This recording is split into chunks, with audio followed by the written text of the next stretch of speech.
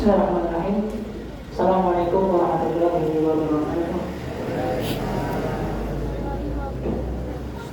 Innal hamdalillah nahmaduhu wa nasta'inuhu wa nastaghfiruh wa na'udzu billahi min shururi anfusina wa min sayyiati a'malina.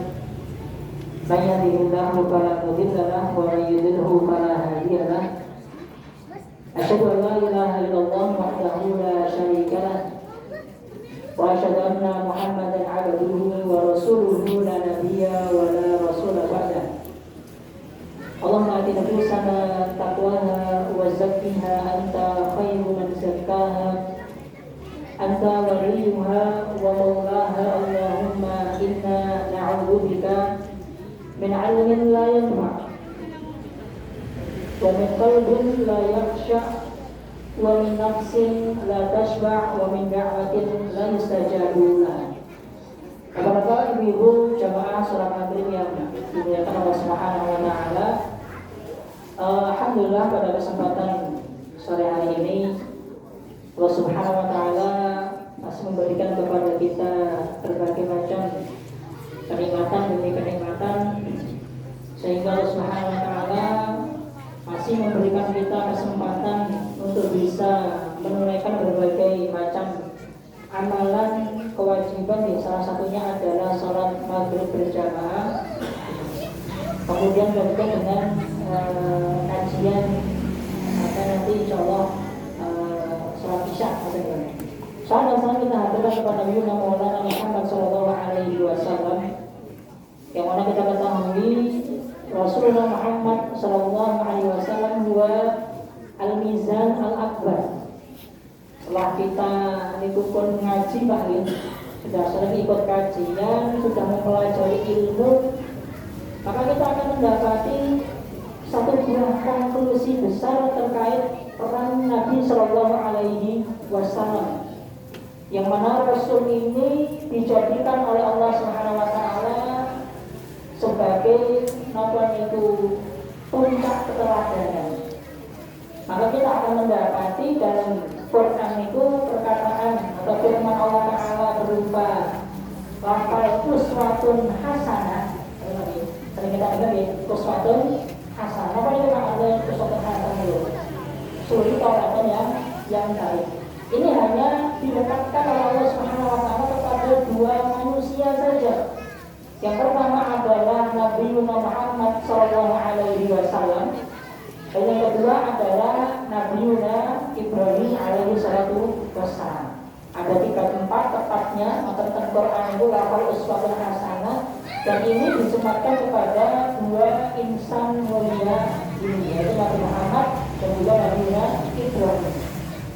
Maka dari itu dalam setiap kita beramal, berbuat, berucap, bertindak tangguh, apapun bentuknya yang kita kerjakan dalam kehidupan ini, mesti kita harus kembalikan settingan di poin itu siapa? Rasul sallallahu alaihi wasallam. Maka Sufyan bin Uyainah mengatakan Rasul huwa al-mizan al-akbar. Nabi Muhammad ini adalah mizan. Mizan itu apa? Mizan. Yaumul mizan itu apa? Timbangan gitu.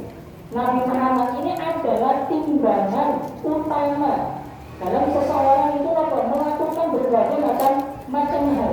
Mau itu dari sisi hatinya, kemudian ucapan, perbuatan yang zahir atau yang kelihatan ataupun yang tidak kelihatan.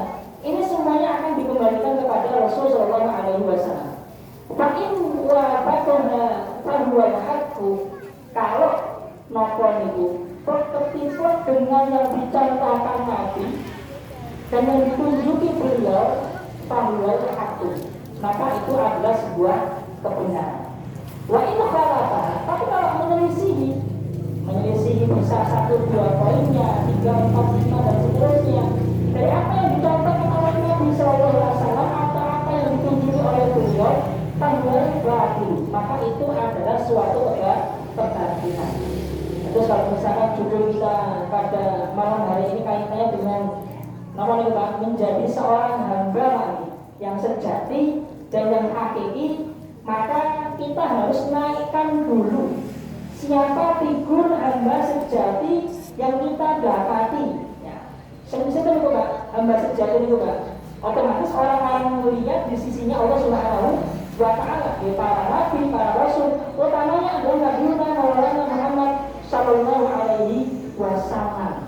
Beliau sebagai puncak dari manusia yang paling istimewa, yang sudah Allah jamin berbagai macam sisinya.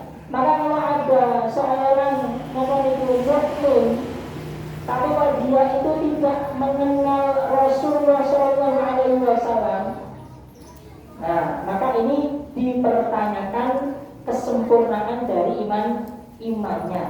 Oh, nek kenalan kalau itu Pak, artis misalkan, pemain film, itu kita hafal semua Bu. Dia main ngendi, dia mati lo, anaknya jenis apa baik, jam sekian turunnya, live streamnya jam sekian, itu kita hafal semuanya.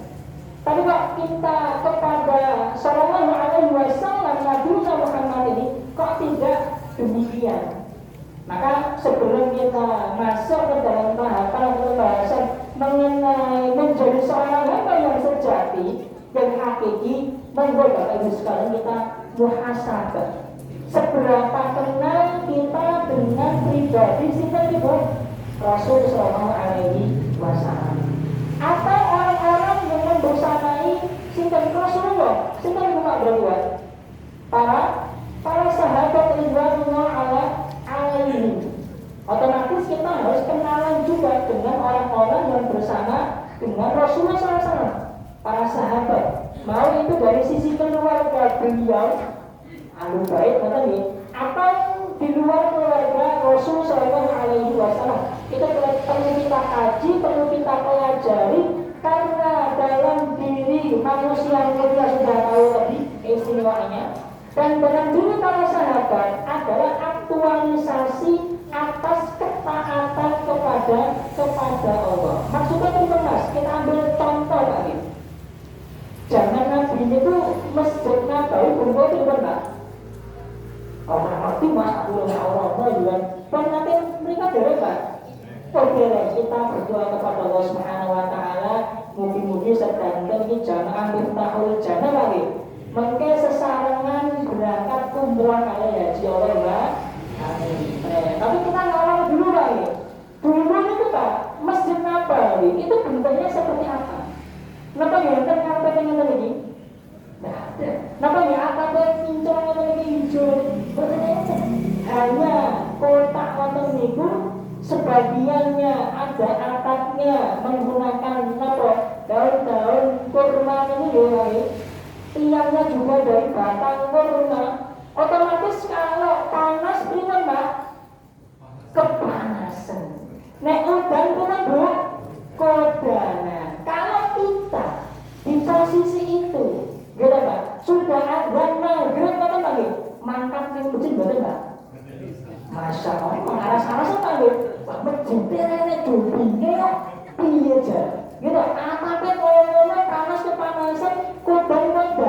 Tapi para sahabat Ridwanullah alaihim, tidak ada lampu, tidak ada listrik, nek beliau ketemu dekat nonton itu, mereka berangkat menemui Nabi Sallallahu Alaihi Wasallam. Kita, Masya Allah, ini asing dicoba Pak ya. Nah, tunggu, ini kayak bilang persen ini. Itu kita. Maka jangan kemudian kita mengesampingkan mengenal tentang para sahabat Ridwanullah alaihim. Karena ini akan erat berkaitan dengan bagaimana kita bisa taat kepada Rasul dan juga Allah Subhanahu Wa Taala dengan gambaran sederhana dari para sahabat Ridwanullah alaihim, yang mereka ini dikatakan oleh sahabat mulia Abdullah bin Mas'ud, man yata'assa, barang siapa yang menginginkan punya contoh untuk berkehidupan, fal yata'assa ila ashabi Muhammadin, hendaklah kamu sekalian meniru, mencontoh siapa? Para sahabatnya Muhammad.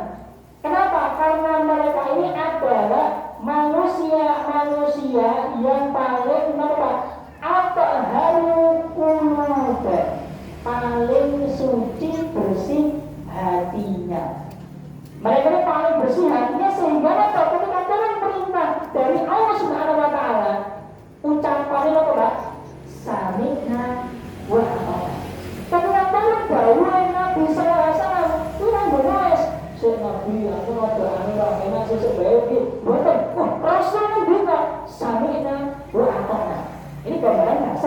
Bagaimana dari seorang hamba itu ketika ada acuan perintah mandat dari Allah dan Rasulnya, jangan kemudian diberikan jeda.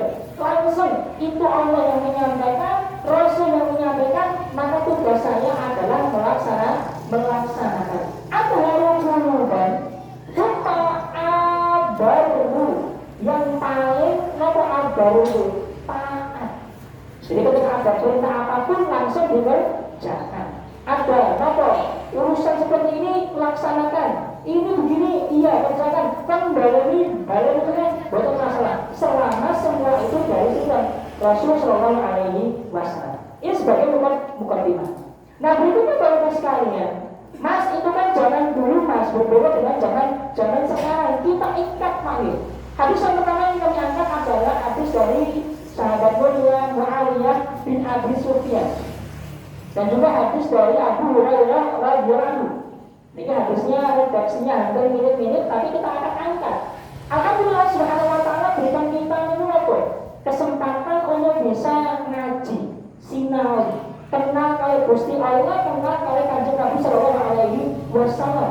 Sehingga kita itu bisa bersikap sesuai dengan apa yang Rasul mau, apa yang Allah inginkan. Nah, namanya adalah Bapak Ibu sekalian. Yang pertama, hadis yang sering sekali kita dengarkan. Nama itu, man yuridillahu bihi khairan. Nama Pak? Yufaqihu fiddin. Sering kita dengar ya, tafaqquh fiddin. Barang siapa yang Allah inginkan kehidupannya itu baik, maka Allah akan memudahkan dia untuk kita sinau, ngaji, belajar, menuntut ilmu. Itu jalannya akan semakin mudah, semakin lapang. Kenapa? Karena Allah ingin kebaikan bagi dirinya. Alhamdulillah kita sudah dimudahkan ngaji, belajar, kita setahun bisa.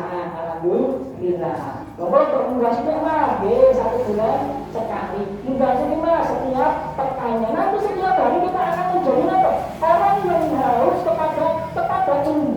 Nah, Mas, terus yang kedua harusnya bagaimana?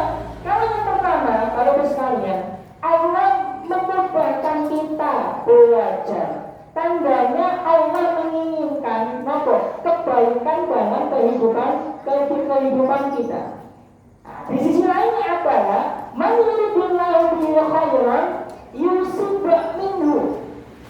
Barang siapa yang Allah kehendaki dalam kehidupannya itu kebaikan. Nah, dengan redaksi yang kedua ya, maka yusib minhu, maka Allah Subhanahu wa taala akan berikan musibah. Napa, Bu? Musibah. Enten sing boten gadah atos sakniki. Acung, musibah mana itu Bu? Musibah. Tapi dalam arti bukan.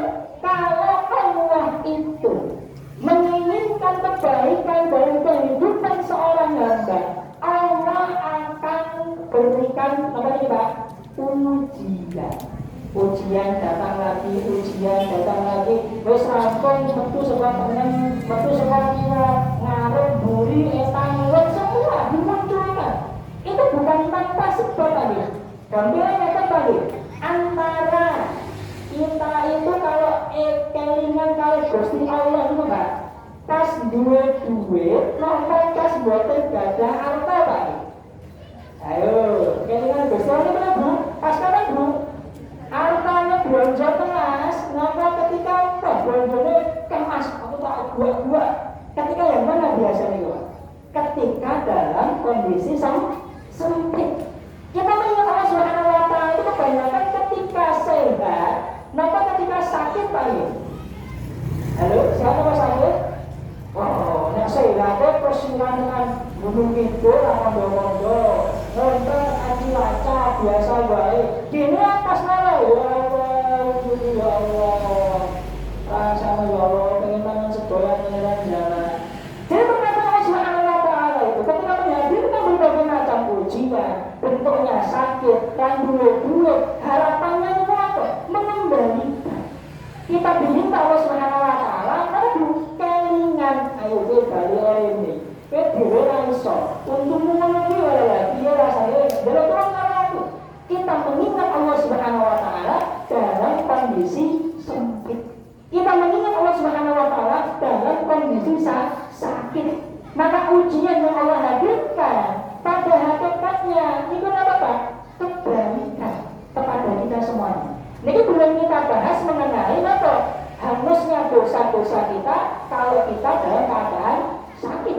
Kan kita tahu orang itu kalau ada sakit datang kepleset nomor telepon itu dalam hadisnya Abu Hurairah dikatakan mayusibul muslimu, apapun yang menimpa seorang muslim dari apapun bentuknya, wasabun, nasabun, rambun, kegelisahan, rasa khawatir, rasa takut, kesedihan, nangis-nangis, semuanya itu kata Allah Subhanahu wa Nabi sallallahu alaihi wasallam sebagai apa? Kafarah, penggugur dosa-dosa yang telah lampau. Karena semakin penyakitnya itu keras, berarti dosanya semakin dihapuskan. Karena memang Bapak-Ibu sekalian, musibah ini sunnatullah yang tidak bisa luput dari seorang manusia siapapun orangnya. Karena Subhanahu wa ta'ala firmankan am-hasibtum an tadkhulul jannata wa lamma ya'tikum mathalul ladzina khalau min qablikum. Apakah kamu mengira masuk surga itu tak dulu langsung wis ngono bae? Wah, tidak semudah itu. Kita lihat orang-orang zaman dulu lagi, Nabi Muhammad. Kita tahu manusia paling mulia, manusia paling dekat kepada Rabbnya, ujiannya seperti apa adalah banyak dari keluarganya ada, dari orang masyarakat negerinya ada, sampai terusir, sampai mau dibunuh. Itu Nabi Muhammad. Karena sebenarnya kita hidup di dunia itu Bapak sekalian, mesti ada yang namanya apa ujian. Mau yang level 1, level 2 atau level yang ketiga. Jadi akan ada ujian terus, level bertingkat-tingkat. Dan ini sebagai tanda apa? Sebagai tanda kembali ke hari sebelumnya, rasa cinta Allah kepada kita. Karena dengan ujian inilah kita akan kembali menggantungkan asa harap kita kepada Allah Subhanahu wa Ta'ala. Sampai disebutkan dalam ujung ayatnya adalah apa? Perkataan Nabi dan para sahabat, apa? Mata nasrullah. Kapankah ini pertolongan dari Allah? Maka Allah Subhanahu wa Ta'ala menjawab, ala inna nasrallahi qaribun. Sesungguhnya kemenangan, bantuan, jalan keluar yang akan Allah hadirkan itu qarib. Qaribun apa artinya Pak? Sangat dekat sekali.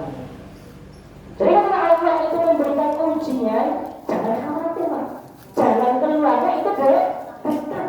Apa bahasa gampangnya di surat namanya itu inna ma'al usri apa Bu? Yusran, apa gitu? Sesungguhnya setiap ada kesulitan, pasti setelahnya akan datang apa? Kemudahan. Ini paten. Ada kesulitan, ada kemudahan. Kesulitannya itu saja, kemudahannya semakin banyak, semakin melebar.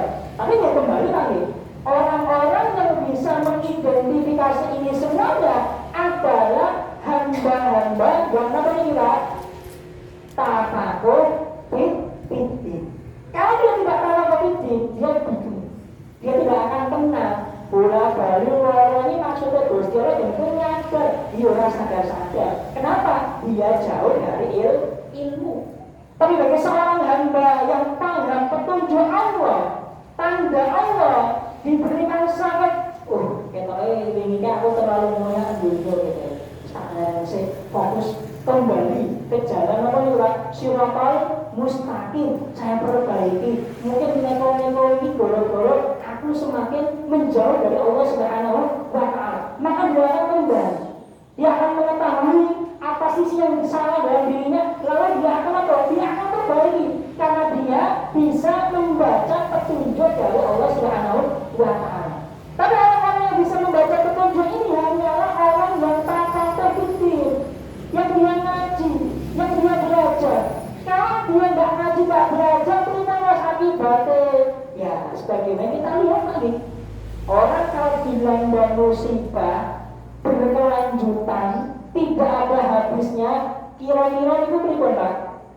Stres lagi, stres, depresi, frustasi. Ujungnya dari depresi, frustasi itu apa? Bunuh diri. Karena betul Pak, yang bunuh diri Pak banyak sekali. Ada teman itu Pak, beritanya membunuh istrinya, membunuh anaknya, lalu kemudian apa? Gantung diri. Sebabnya apa Bu? Wah, utang gitu Pak. Masalahnya apa? Ekonomi. Padahal subhanallah ta'ala, kalau urusan rezeki jamin boten Bu, dijamin jelas tuh, enten ilmu nih. Nah, masya Allah, jenengan ningali titik itu Pak. Napa nggih enten titik betul keranjang? Tidak ada. Ayam betul pastinya kan boten Pak. Boten enten. Mereka keluar dari kandangnya nyari makan, Pak, pulang sudah kenyang, dijamin. Masa ya, titik itu dijamin, manuk dijamin, semut dijamin, menungso sing taat sing ibadah ora digobos yo ora mungkin. Cuma memang sisi rezeki itu ada berbagai macam. Bukan hanya sekedar masalah apa itu Pak? Uang. Maka dikembalikan dulu terkait ilmu dirinya dalam urusan rezeki. Dia harus tahu, oh ternyata rezeki banyak masuk untuk kata. Maka disebutkan dalam hadis riwayat Abdullah ibnu Abbas. Sering kita ulang-ulang biar kita ya. Ni'matani maghbunun bihima katsirun minan nas. Akan kita dapati apa dua kenikmatan yang paling sering dilupakan oleh manusia. Yang pertama adalah as-sihhatu, kesehatan. Yang kedua adalah al-faraghu, kesempatan. Jadi kalau kita ingin melihat dan berkaca, Allah itu sudah memberikan kita berbagai macam nikmat, tapi jarang untuk kita syukuri, jarang kita rasakan. Salah satunya adalah sehat. Bayangkan jenengan bangun pagi, kemudian bolanya bunga, melek tapi raketok. Berikut itu, Masya Allah. Bayangkan ternyata bangun pagi, tangan kanan kita nggak bisa digerakkan. Tanganku apa ini? Kok bisa? Berikut Bu, Masya Allah. Kita, tapi jarang kita rasakan, jarang kita syukur. Maka banyak pasti bersyukur. Ya Allah, alhamdulillah, pun diparingi tangan, double tangan kiwa, tangan kaki. Ya Allah, itu boleh Pak? Jarang. Alhamdulillah diberikan paru-paru yang sehat, jantung yang bisa masih bergerak. Misalkan yang mati itu berubah, masalah ya. Maka tentang Allah kita bersyukur. Ini ada banyak sekali. Oleh Nabi SAW itu diberikan perincian. Yang paling sering dilupakan seorang hamba itu ya sisi as-sehat, kesehatan. Soalnya tidak akan merasakan nikmat sehat kecuali jatuh sakit. Yang kedua apa? Kesempatan. Jelas ini Pak ya. Berapa banyak saudara kita yang sekarang di dalam tubuhnya pengen balik lagi ke alam dunia untuk beramal soleh. Kenapa? Merasa amalannya sedikit. Atau mungkin mereka orang-orang kafir, orang-orang ahli maksiat yang sekarang dicampuri oleh malaikat, pengen balik, pengen tobat. Sakit betul Pak? Betul sakit. Maka nikmatan ini harus kita sadari terlebih dahulu. Masya Allah ada nikmat sehat, Masya Allah ada nikmat kesempatan. Sehingga kita ini bisa merasakan setiap harinya ketika kita bangun tidur, itu nikmat Allah sedang berjalan. Maka sebelum dia kai sambatannya buyut, berhasil entah, listrik cetak-cetuk, kita dahulukan lisan ini untuk bersyukur. Karena kaidahnya la in syakartum, terima Pak, la azidannakum. Seorang hamba yang bersyukur, maka Allah Subhanahu wa taala akan memberikan tambahan. Jadi akan semakin berlipat gandakan. Cuma dari itu nikmat nikmat itu bukan hanya dari sisi harta kekayaan saja. Nikmat itu berbagai macam wujudnya. Semua itu akan bisa diketahui kalau seorang hamba kenal dekat dengan ilmu petunjuk Allah dan juga Rasulnya. Tapi kalau itu dengan Subhanahu kita lanjutkan lagi. Berarti setiap apa yang kita lakukan itu kembali lagi kepada Allah, enggak? Semua dikembalikan kepada Allah. Meskipun demikian, namanya hamba itu punya yang namanya apa? Ikhtiar. Ikhtiar itu mas, pilihan, bukan usaha, pilihan. Ikhtiar itu mas, ikhtiar untuk memilih sebagai hamba yang taat atau memilih sebagai hamba yang maksiat. Ini itu pilihan. Kita datang ke masjid itu pilihan.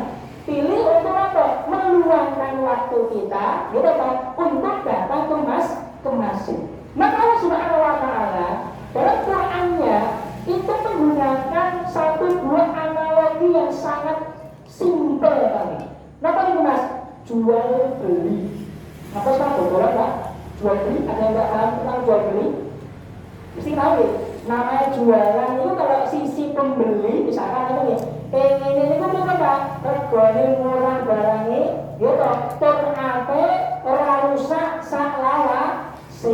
Itu kalau pembeli. Nek wong dagang itu tak konsola.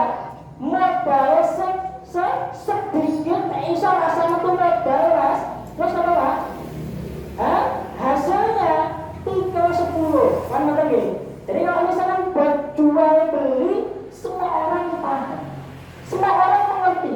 Maka Allah Subhanahu wa Ta'ala menggunakan lafal jual beli di dalam Al-Quran. Untuk apa mas? Untuk kita menyadari bahwa kita ini sebagai seorang hamba kepada Allah Subhanahu wa Ta'ala itu sedang apa? Sedang niaga. Ayatnya bagaimana mas? Dikutip dalam surat At-Taubah. Surat At-Taubah ayat 111. Meskipun kapan deh pembahasan tentang jual beli, tapi kita angkat satu saja cepat insya Allah. Allah Subhanahu wa Ta'ala berfirman, Innallaha ashtara minal mu'minina anfusahum. Sesungguhnya Allah Subhanahu wa Ta'ala itu ishtara yashtari. Apa Pak ishtara yashtari? Membeli. Allah itu ishtara, membeli. Apa yang dibeli mas? Orang-orang beriman, mukmin. Innallaha ashtara. Allah membeli dari orang-orang beriman. Niku napa? Kalih. Yang pertama adalah anfusahum. Yang kedua adalah amwalahum. Anfusahum kali amwalahum. Mas, berarti apa mas? Kita masuk lagi. Allah Subhanahu wa Ta'ala sedang berjual beli dengan kita sebagai seorang mukmin. Apa mas yang dibeli oleh Allah? Yang dibeli oleh Allah adalah orang beriman dari sisi yang pertama, anfusahum, dirinya. Itu sebenarnya kita dari ujung rambut sampai ujung kaki mau dibeli oleh Allah Subhanahu wa Ta'ala.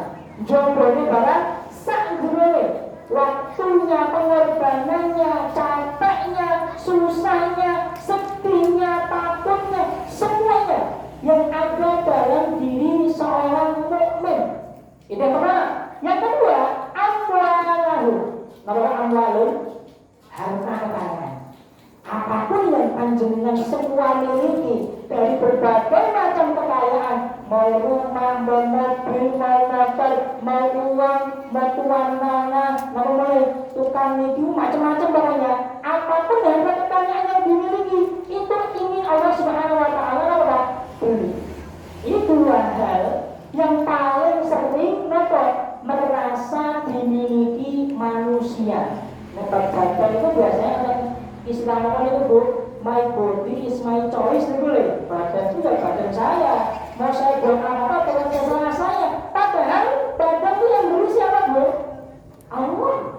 Allah yang beri kita telinga, Allah yang beri kita mata, Allah yang beri kita berbagai macam hal milik Allah yang memberikan. Apa yang kedua? Amwalahum. Mas iki aku lagi itu kan tetanggamu, sapa? Rene. Memang pakai uang Anda.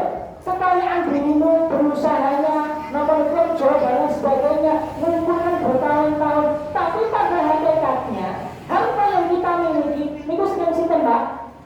Allah juga. Berarti dua hal ini miliknya siapa aslinya, Pak? Allah. Tapi oleh Allah Subhanahu wa Ta'ala dihadirkan lafal apa, Pak? Niaga. Ya wis apa? Kamu wahai hamba yang beriman, punya badan, punya mata, punya telinga, punya kaki, punya tangan, tak tungkune. Ada yang kedua, kamu hamba yang beriman, punya harta, punya kekayaan, punya rumah, punya segalanya, kamu anggap itu istimewa dan berharga, tak tungkune. Apa gantinya, Bu? Nah, tadi orang kalau jual beli pengennya apa, Pak? Untung. Kalau bisa pripun rasa modal berarti sing akeh. Sekarang Bapak Ibu sekalian, apa yang bisa menggantikan yang nilainya sepadan dengan diri kita, dengan harta yang kita miliki? Apa, Pak? Yang sepadan nilainya? Apa, Pak? Ada nominalnya? Tidak bisa. Kita mau jual kata misalnya, ini itu. Nah, jual telinga pripun? Tidak ada. Maka Allah Subhanahu wa Ta'ala mengatakan, Innallaha ashtara minal mu'minina anfusahum wa amwalahum, sebagai bagiannya adalah nopo al-jannah. Jadi Allah Subhanahu wa Ta'ala ingin memberi kita semuanya, dari badan kita, telinga kita, semuanya, atau harta yang kita miliki, tak tunggu dengan apa juga? Jannah. Maka Allah ingin kita itu melihat dengan penglihatan yang Allah ridhoi. Allah ingin kita semuanya menggunakan telinga ini kepada hal apa yang Allah cintai. Allah ingin langkah kaki kita, tangan kita, waktu kita, capek kita, semua hanya diberikan kepada Allah, bukan yang lainnya. Sebagai gantinya adalah kita mendapatkan surga. Kalau jual beli seperti ini, Bu, untung apa rugi ya? Halo Bu, untung apa rugi, Bu? Kok itu yang rugi Mas, rugi boleh? Untung apa rugi ini, Bu? Nah, ini karena kita jauh pemahaman tentang posisi surga. Apa itu surga? Baik, kami hadirkan satu contoh mengenai definisi surga ini, ya. Dalam satu hadis riwayat dari Sinten misalkan Abu Sa'id Al-Khudri. Abu Sa'id Al-Khudri atau riwayat dari Abu Hurairah radhiyallahu anhu mengenai satu buah kisah tentang apa? Tentang manusia nantinya sudah meninggal dunia, lalu apa? Masuk surga dan masuk neraka. Nah, di kisah ini yang dijelaskan ada satu orang hamba yang masuk surganya paling terakhir. Keri dewe Pak. Ya orang sudah masuk surga sudah semuanya, yang neraka sudah neraka, nah tinggal satu orang ini. Allah Subhanahu wa Ta'ala, ayo sana masuk surga. Datanglah dia ke gerbang surga. Ternyata ra'aitu hanaa, ya Allah saya lihat surga sudah penuh. Kok orang yang gondolaku gitu? Kembali lagi, enggak masih cukup, sana masuk. Ra'aitu hanaa sampai beberapa kali. Nah, ini menunjukkan lagi apa ucapan Allah Subhanahu wa Ta'ala kepada hamba yang paling terakhir masuk surga ini. Allah mengatakan lakat dunia bi asyri amthaliha, bagi kamu dunia dengan nomor 10 kali lipatnya. Jadi orang yang paling terakhir masuk surga itu kenikmatannya 10 kali dunia. Bisa dibayangkan juga apa amalan kegiatan yang paling jenengan seneng ini loh. Anu Mas, neng pantai ngombe es degan, merem degane teko dhewe kalikan 10 kali. Anu Mas,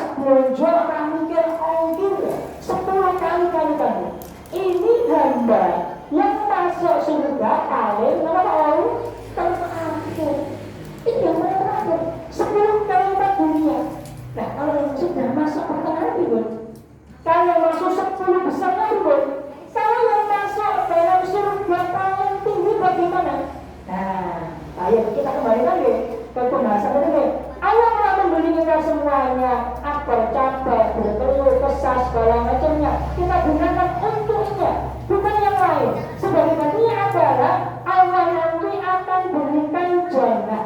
Niki dodolannya untung apa rugi, Bu? Sama keuntungan. Dan keuntungannya berapa persen, Bu? 10%? 100%? Wah, jutaan kok. Tak terbatas persenannya. Karena kita tidak ada modal apa-apa. Kalau modal hanya modal apa itu modal mawon itu kan kita perlu taat Mas. Nggih, kaya taatnya berapa lama Pak? Ya taat ya sesuai dengan umur manusia. Lah sakniki usia manusia itu sampai berapa tahun Pak biasa itu Pak? 70 tahun? Waduh, 60 tahun itu pun TPP Pak. Jadi kita ini diminta Allah Subhanahu wa Ta'ala untuk apa? Mengorbankan umur kita yang mungkin misalkan 60 sampai dengan 70 tahun. Kita gunakan semua ilmu ini untuk taat kepada Allah Ta'ala. Nanti oleh Allah akan memberikan garansi sebagai apa? Jannah. Jadi kita itu diminta taat kepada Allah hanya sebentar. Tapi sebagai gantinya adalah ini kenikmatan kekal abadi di surga. Dengan minimal kenikmatannya berapa kali lipat? 10 kali lipat dari dunia. Saat ini jenengan merasa aku nikmat banget mas dulu ini rame kurangnya mobil wis duwe, motor wis duwe, apa-apa wis duwe misalkan itu dikalikan 10 lebih daripada itu. Baru apa? Masuk dalam ranah apa? Surga yang paling bawah. Tapi ya itu belum mendefinisikan inti surga. Karena Allah di sini mengatakan apa? Di asli amsalnya 10 kali lipat dunia.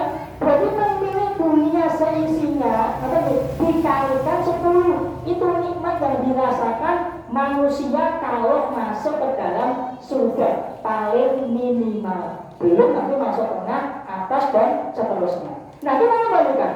Berarti mas, kita ini diminta Allah Subhanahu wa Ta'ala untuk taat dalam jangka waktu yang tertentu tadi kita sebutkan. Nanti tentunya adalah apa? Kita ini diberikan surga secara cuma-cuma. Dalam arti kalau kita taat 10 tahun, 20 tahun, janjinya begitu untuk membeli surga itu persaksian apa boleh? Dari sakit. Karena amal kita terbatas. Antara kita kiam mulai sholat kalau turunnya ke sini Pak. Oh jelas. Antara kita sembahyang dengan kita kenapa hubungan? Karena sembunyi Pak. Nah, sembunyinya dunia kalau sembunyi akhirat kata sembunyi Pak. Jelas. Mesti banyak dunianya. Tapi Allah Subhanahu wa Ta'ala berikan semuanya. Termasuk dunia yang aku berikan kepadamu tak ganti dengan apa? Jannah. Nah, baru kita masuk bahasan hamba yang sejati itu seperti apa? Dalam Quran atau dalam hadis kita akan menemukan sebutan hamba itu dari kata apa? Abdul. Atau dalam bentuk jamaknya apa? Ibadun. Ini artinya adalah apa? Hamba.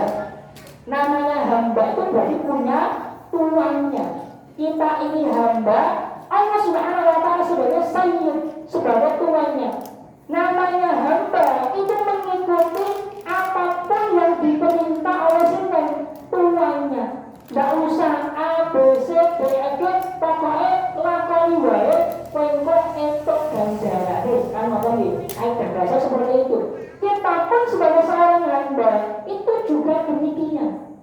Kita gunakan apa yang Allah berikan kepada kita dari mata ini, telinga ini, hati kita, kaki kita, bahkan apa yang Allah berikan sebagai bentuk apa? Surga kecil kita di dunia, keluarga kita, semuanya sebagai wasilah untuk taat kepada Allah.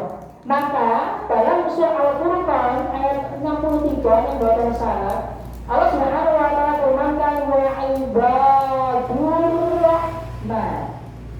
Ada sebutan apa?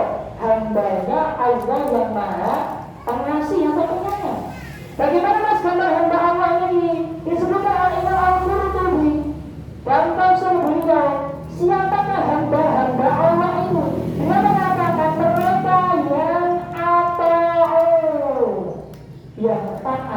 kepada Allah SWT.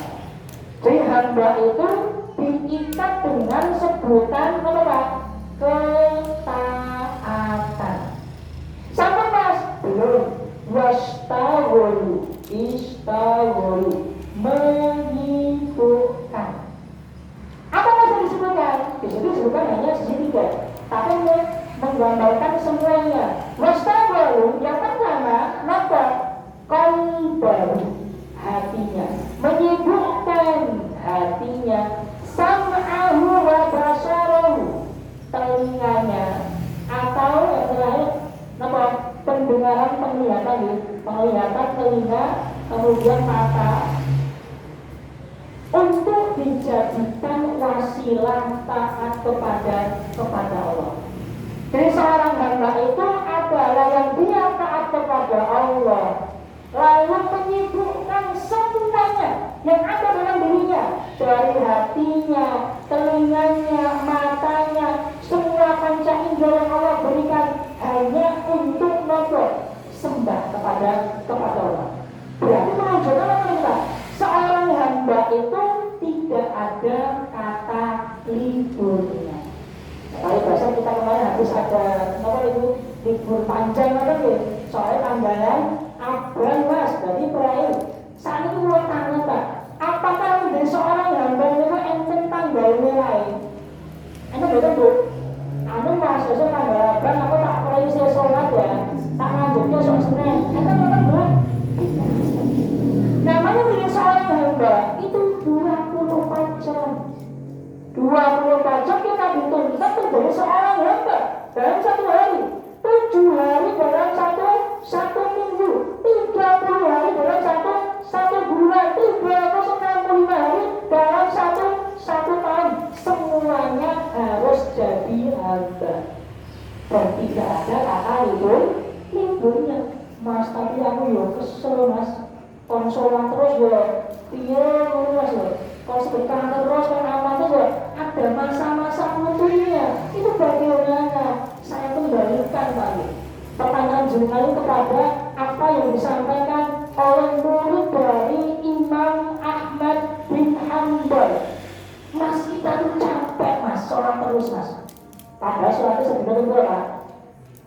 Waktu sing kelingan. Nah, loro tok padahal masalah. Nah, maka bener sholat terus ada dua, langsung buat itu. Tapi bukan masalah. Kita angkat lawan. Katakanlah orang ini sudah melakukan ketaatan kemudian capek padahal hakikatnya belum melakukannya. Atau melakukannya paling cuma seberapa persennya.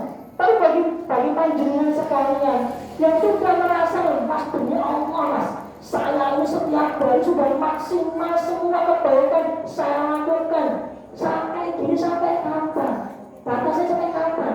Nah, Imam Ahmad pernah ditanya bu oleh muridnya. Apa mas pertanyaannya? Mereka bertanya kepada Imam Ahmad apa bu? Mata roha. Wahai Imam, kapan istirahat? Saya capek sembahyang terus, saya capek qiyamul lail, saya capek sedekah, saya capek abu, semua ketaatan dikerjakan, capek sekali. Ini kapan berhentinya? Kita lihat nih jawaban seorang Imam Ahmad ketika ditanya oleh muridnya berkaitan tentang apa? Rasa capeknya dalam beribadah. Beliau mengatakan, kenapa? Capek istirahat itu tempatnya bukan di sini. Tapi kamu nanti akan istirahat kalau hatta tadoa ahada qadamaika fil jannah. Istirahat itu akan datang kalau salah satu di antara dua kakimu sudah masuk ke dalam surga. Nah, umpalai leren. Maka sebelum kita memastikan masuk ke dalam surga, berarti raya baru tidak ada kesempatan untuk lihat gas terus mau, tapi capek mas. Kita bekerja itu loh pak, itu juga bagian dari ibadah. Kalau diniatkan ibadah, maka sepanjang jalan dengan berangkat sampai tempat kerjaan, pulang lagi, itu semuanya mengandung ibadah kalau diniatkan lillahi ta'ala. Jangankan yang bekerja, sebulan malam